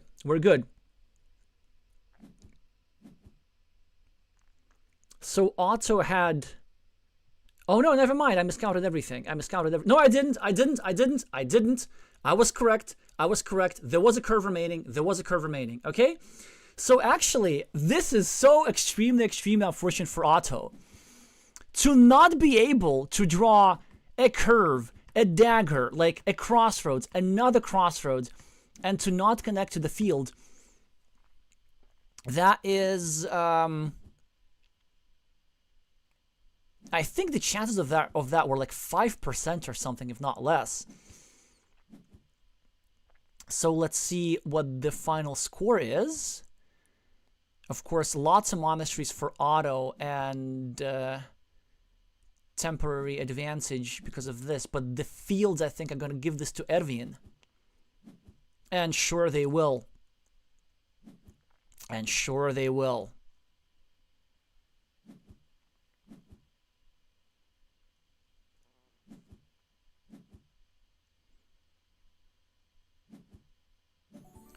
Yeah, and even the fields connection might have not helped Otto completely. So look at this. We're headed into a decider. Like, you could not have hoped for a better outcome. And Ervin's time pressure on the clock works wonders. And also finding like this farmer here and covering it up geometrically, that also has worked out just fantastically. All right, so Ervin 2, Otto 2. We are in the decider for everything. All right, so Otto is going to be the starting player again. Already has taken 2 points from this here road. Ervin, however, with a fantastic tile that gives him 3 points and an opportunity to expand this here city. Also, a monastery early on. Otto very wisely wants to shield himself from this here junk and tries to build up a city in this here area, a completable city preferably. Okay, now some great options for Otto available to try and disrupt some of the constructions of Ervin. Option 1, we go over here and we meeple the city cap, not the road, but the city cap. Oh, yes, yes, yes, yes, yes. Otto knows what he's doing, because whoever claims this 4-point road will be exposing this here platform to block the square and trap 2 of red's meeples at the same time. Option 2, which I think Otto can do now, is just to go over here and claim these 5 points and at the same time threaten the blockage of this here square. Option 3 from Otto right now is a bit crazy. He could actually just go over here and drop a farmer, which I think is not the way to go, but I could see an argument made for that. Just to have like a lot of city caps lying around, maybe pressure the square a little bit. I think it doesn't work that well in the long run. Or this, or that. Yeah, he drops a farmer in a slightly better way. He forces this defense. He now gets a splitter tile, which he's not going to spend on this city. It's just too good. I think he's better off just going over here. And, yep, just scoring points, just scoring good old points. 10 points on the scoreboard. Ervin with a splitter, and that's a fantastic tile for him to create the chance to complete this here city and also to try and build up another city over here. But Ervin now gets not the best tile in the world, and Otto will have the chance to maybe block the square, but not with this here tile. This is a super, super sensitive moment. So will green get a straight line and block 2 of Ervin's meeples, or will Ervin get something like a curve and defend himself towards one of the 4 remaining vanilla city cap tiles? Otto will be claiming a city right now. I'm not sure exactly which one. Maybe it's not crazy to go here and start a new city like this. Maybe it's a bit better to go over here and start a new city like this. It's also not crazy to go here and start a new city like this, and at the same time create an attacking platform against this here guy. And I think the last of the options is what Otto is going to go for.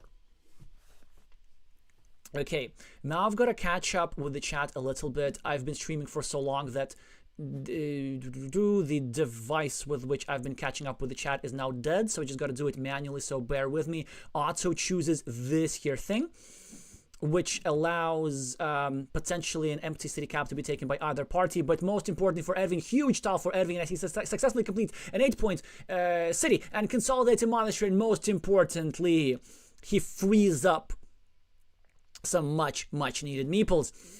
Ervin is building up a monastery, and also does this in a pretty awesome way.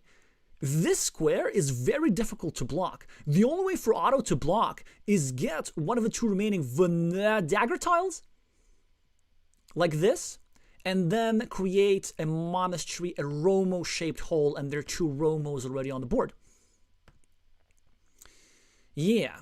So in practice, the blocking is just extremely unlikely, and most of the time Ervin even gets another monastery over here. So this is a position where I probably prefer red, honestly. So this is a good move from Otto. He's trying to prevent Ervin from finishing a city and dropping a farmer. Ervin gets the precise tile that Otto would have loved for this square, just gets quick points and is now ahead on the scoreboard. Okay, let me just catch up with the chat real quick. Otto, please take some time with a straight line.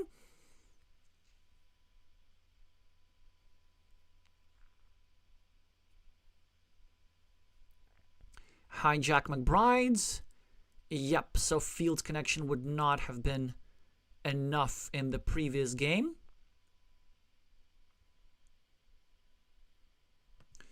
Yeah, Nico's saying that it is crucial in many games to save your meeples from being blocked, and Ervin is successful at that already multiple times. He's 7 points ahead.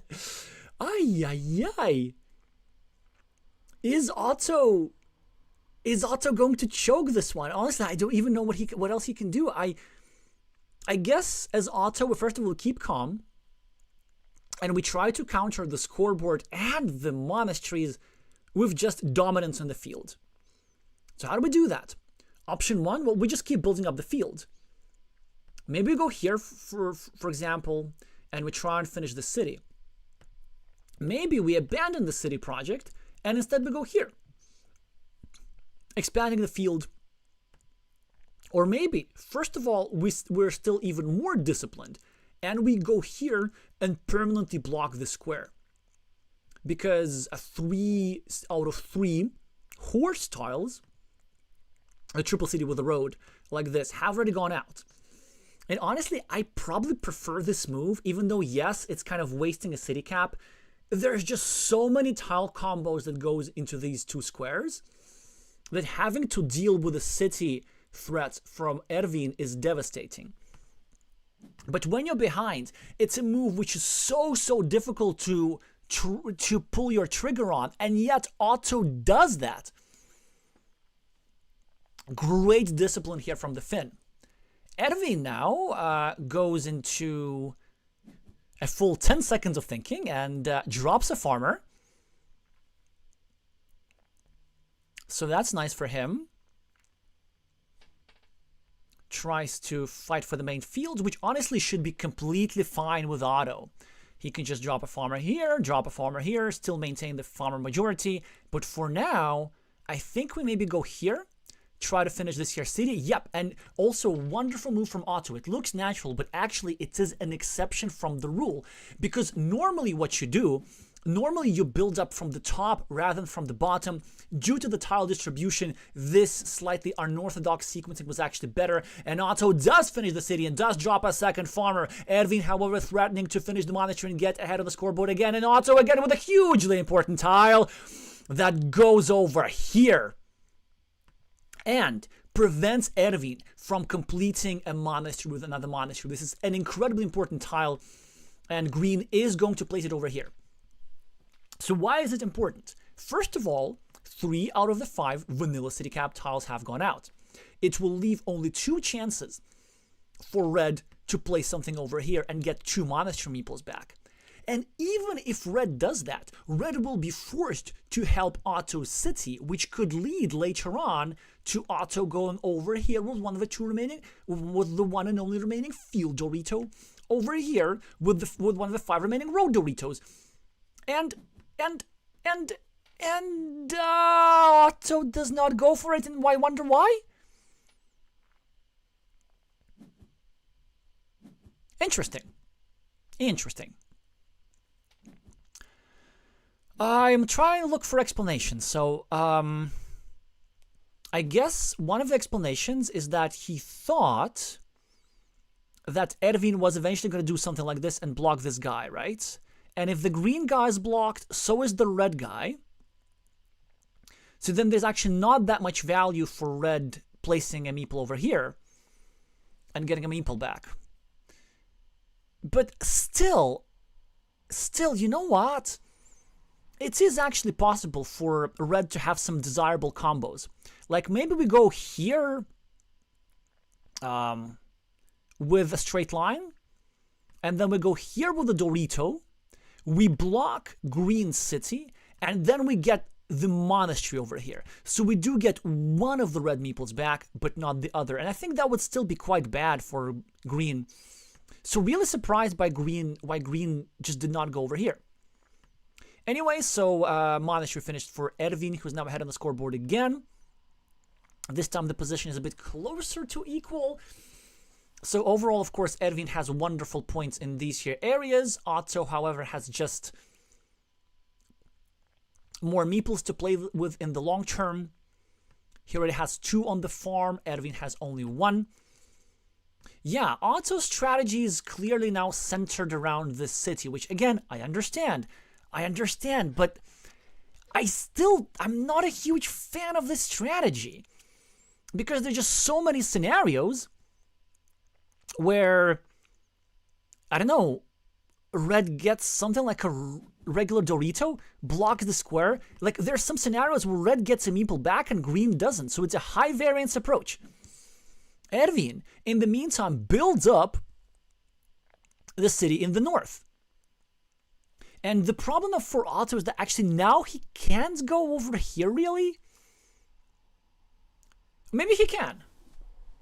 No, he can't. He can't. He can't. He can't. Yeah. Tough, tough, tough, tough, tough, tough, tough. Really don't know what the Finn is going to do with this tile. Maybe an option is to go over here and play a prophylactical move. If he goes over here, that would eliminate an opportunity for red to drop a farmer. Don't really see many options here. He does this? I don't know.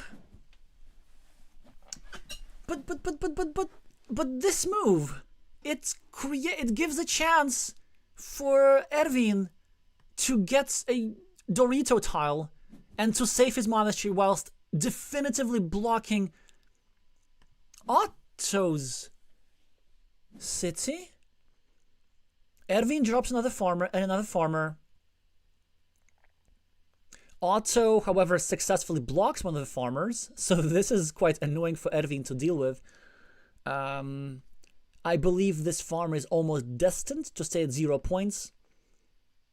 Again, just want to recheck, right? So 1, 2, 3. Yeah, all 3 tiles that fit into this square have gone out. That was quite extravagant farmer over here by Ervin. And look at this. The tides are about to turn. Because as Ervin is trying to invade hard, Otto is still keeping the majority on the field, and now the majority on the meeples, and now there is only 1 tile remaining in the deck that will get the monastery back for red.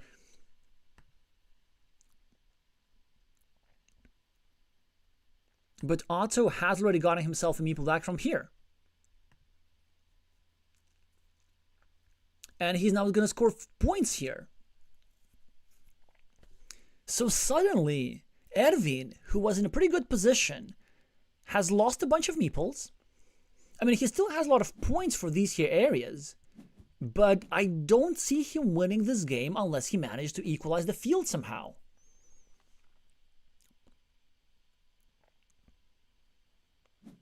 But he can't do that now, right?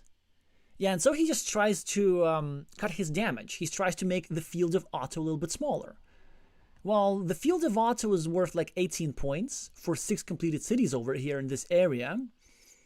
And at least a 7th city for 3 extra points is not going to be included. But this is hardly a consolation prize for the Romanian master. Time to check the chat real quick. Hi, Kirillo. Whoa, 75. The previous record was definitely 60-something. So that is pretty awesome. Thank y'all so much for the viewership. So if you just keep meepling the like button, maybe we'll get even more.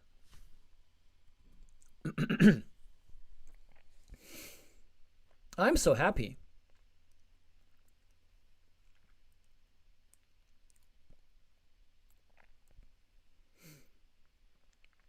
So what does Otto do here?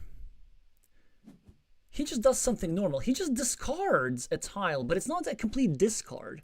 The idea here, of course, is to prevent Ervin in the future from dropping a farmer over here and penetrating all the way through the outside of a curve, a tactic known as a ninja farmer. And wait. Isn't Otto's field just completely covered up? Wait! So there's nothing that goes here. There's nothing that goes here. And there's nothing that goes here, and there's nothing that goes here because the road monasteries are out. So there is literally no combination of tiles or moves in the world that allow red to penetrate the main field. So Otto has, with just 1 farmer, created this elaborate Sokushin Butsu structure that just does not allow any sort of communication with the outside world. This is just peak efficiency. And he also now meeples another field, and he's going to get a road meeple back. Wow, and there's probably just nothing that Ervin can do except watch.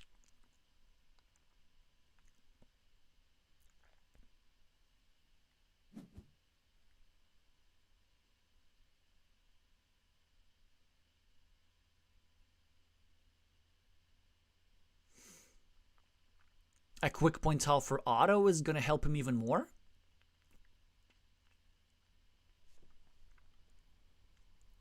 He's just deciding where to take the 3 points. I mean, he's probably going to go over here and still have either the regular Dorito or the Vanilla City Cap to finish his monastery. I think this is what he should do.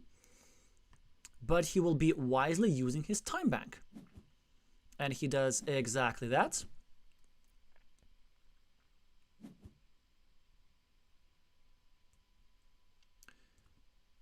Wait, what? 85? Are you all serious? Okay.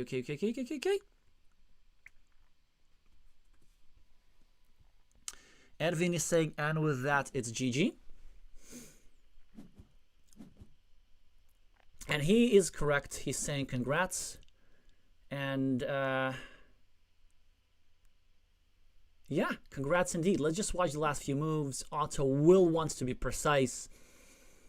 He takes some more meeples back, 21 points ahead on the scoreboard. Ervin still, like, he has his meeples pretty well invested, right? So here, what? It's 12 points or something. Here, it's 7. Here, it's 8. It's all decent. I guess it's this one 0-point farmer, which fails to invade the main field, that is going to make all the difference in the world. And Otto can still score more points. He just going to go here for 4. No, of course, he's going to go here for 5. And even try to control the city here by Ervin. Quick points from Ervin, trying to catching up a little bit. More monasteries for Nalaheim. Probably can afford to meeple even that one. Why not? He can still get meeples back in this here area. He chooses to go for 4 points. That's actually very smart, because he will be able to place tiles in this and this area. Or, you know, he gets a meeple back anyway and will have a chance to score at the end. 4-point city at the bottom is going to be the final move for Otto Ikonen in this grueling Champions League cycle.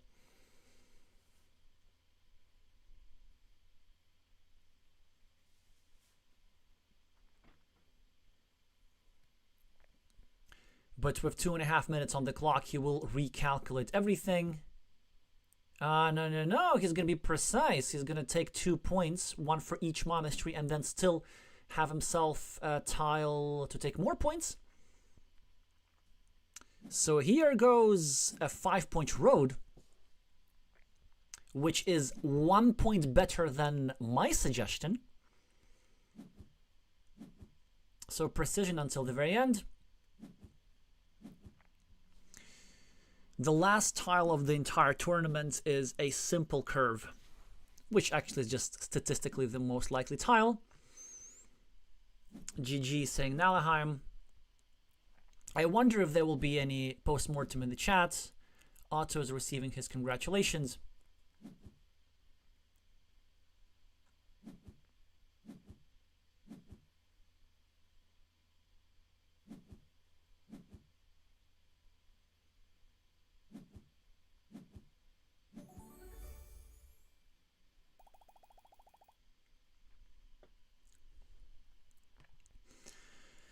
$31 points is the win.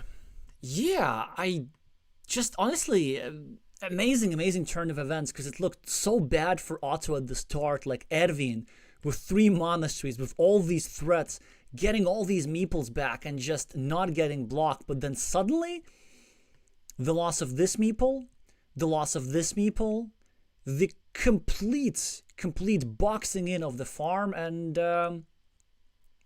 a 30-point win for the Finn. So Otto is the 3rd ever champion of the Champions League. I think this is going to be his biggest Carcassonne career achievements to date. So huge congratulations also for Ervin G reaching the finals is has to be one of the career highlights, at least when it comes to their online Carcassonne. So commiserations for today, but congratulations for this entire season. I don't really have that much to add, except that Otto, in addition to honor and glory and all that stuff, will be getting, as part of his prize package, a spot at the World Carcassonne Championship in person in Herne, Germany this October. Should be quite a stacked roster here. All right, time to check the chats. Check the chat. Thank y'all for watching, especially for those of you who are watching for the first time. So there will be one important update right now, and that is the prediction game update, because a lot of you bet on the final, so we're going to find out who is going to win a copy of Time Trouble the Game in just a second. I will just keep reading the chat. Moi kieliopinistuminen. Kiitos, että katsoit. Torilla tavataan.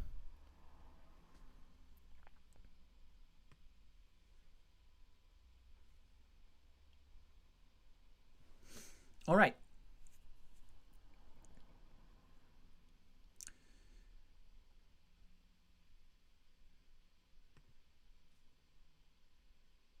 I will need just to do a couple of we'll need to do 1 or 2 minutes of preparations.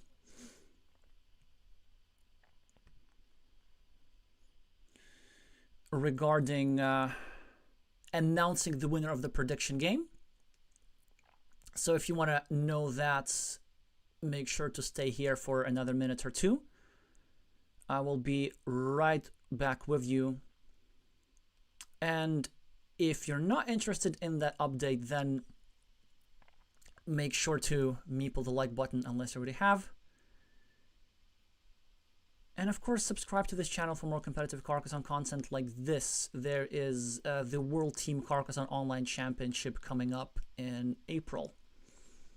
All right, be right back.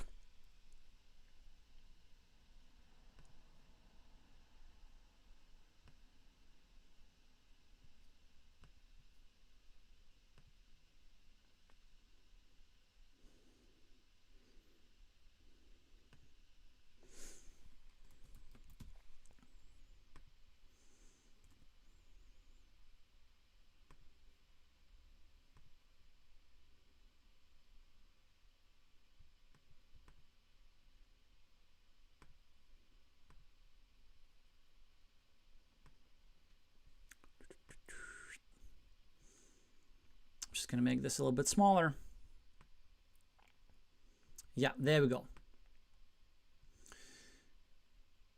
So here you can see everybody who is playing the prediction game. It's what, like 20 something of you, and many have bet on Otto. So nobody going to get the precise score of the finals.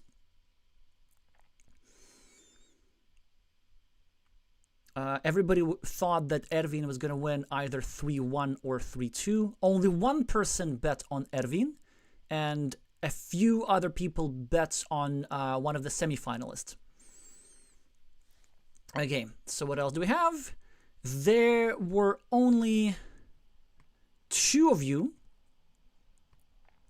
who got the result of the first semi-final between Ricardo Araujo and Ervin G.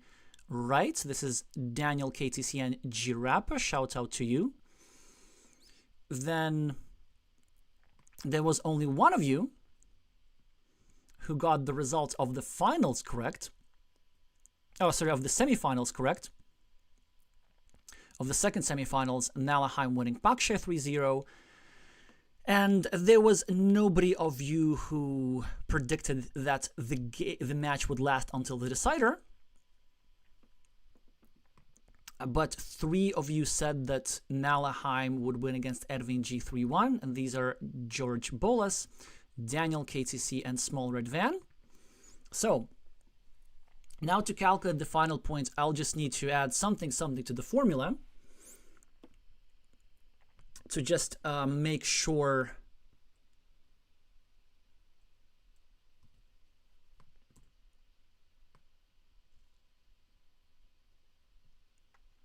Okay, I think I got this wrong a little bit. Ah, I know. There we go. So I just need to add everybody the points for the final. Actually, it is like this. Yeah, because everybody's getting 2 points. Everybody who predicted the winner that Otto would win. And for the score, I already have a formula ready. Almost, actually. Just got to change some columns.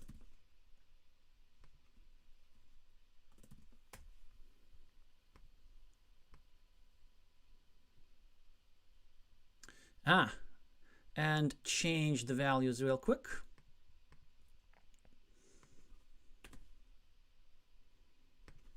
Because the way this is calculated is that predicting the finals correctly is worth twice as many points as predicting the semifinals correctly. So there are 2 people with 5.5 points. This is Daniel KTC and Napalm.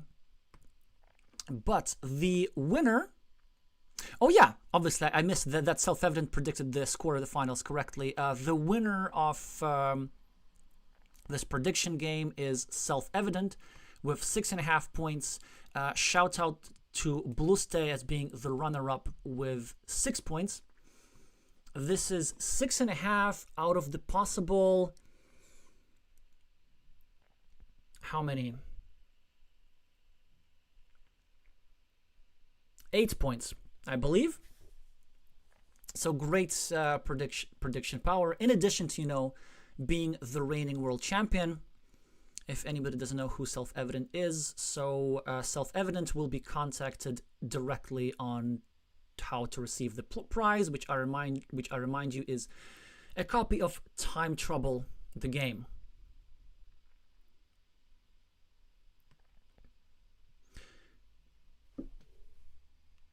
George Bolas is saying that I think you've bet on Ervin in the finals. Oh, I didn't include the prediction of those who thought that Ervin would win against Sportar in the finals.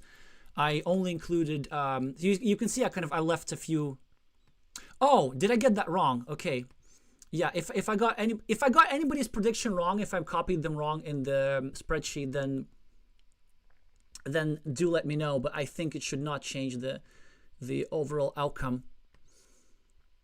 Anyway, let me just remove this quick and still keep catching up with the chat.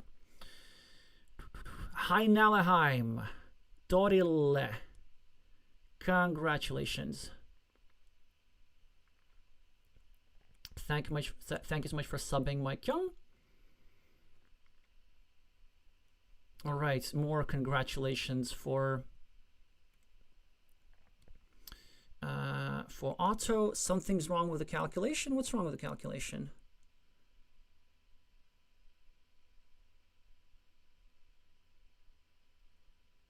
I'm pretty sure that, in any case, Self-Evident should be winning this, having predicted the winners correctly.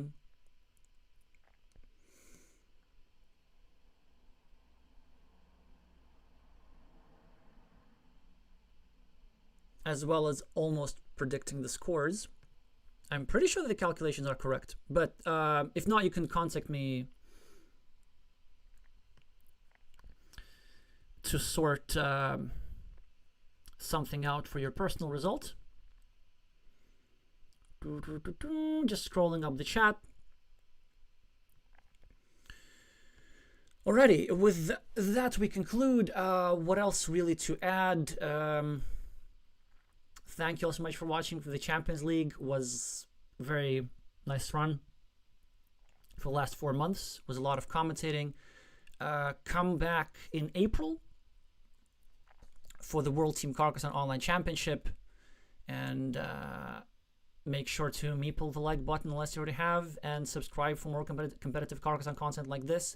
And in case you really enjoy this, consider becoming one of the channel's members for long-term support of competitive Carcassonne as a spectator sport.